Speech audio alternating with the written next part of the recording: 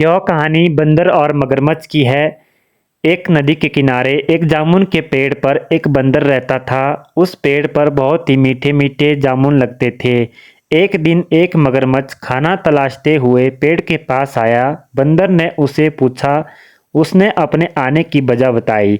बंदर ने बताया कि यहाँ बहुत ही मीठे जामुन लगते हैं और उसने जो जामुन मगरमच्छ को दिए उसकी मित्रता नदी में रहने वाले मगरमच्छ के साथ हो गई। वह बंदर उस मगरमच्छ को रोज खाने के लिए जामुन देता रहता था।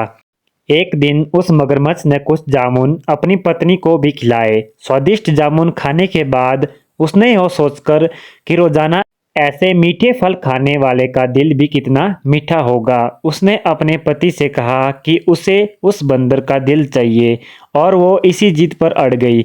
उसने बीमारी का बहाना बनाया और कहा कि जब तक बंदर का कलेजा उसे मिलेगा वो पाएगी। पत्नी की जिद से मजबूर हुए मगरमच्छ ने एक चाल चली और बंदर से कहा कि उसकी भाभी उसे मिलना चाहती है। बंदर ने कहा कि वो भला नदी में कैसे जाएगा। मगरमच्छ ने उपाय सुझाया कि वो उसकी पीठ पर बैठ जाए ताकि सुरक्षित उसके घर पहुंच जाए। बंदर भी अपने मित्र की बात पर भरोसा करके पेड़ से नदी में कूदा और उसकी पीठ पर सवार होके चल पड़ा। जब वो नदी के बीचों बीच पहुंचे, मगरमच्छ ने सोचा कि अब बंदर को सही बात बताने में कोई हानि नहीं है और उसने भेद खोल दिया कि वो उसकी पत्नी उसका दिल खाना चाहती है। बंदर का दिल टूट गया।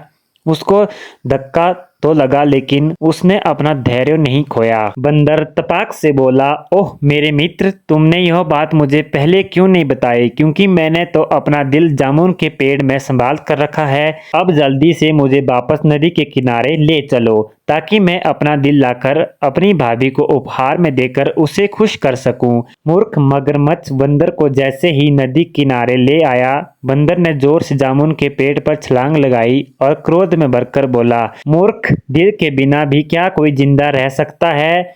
जा, आज से तेरी मेरी दोस्ती समाप्त। Thank you for watching.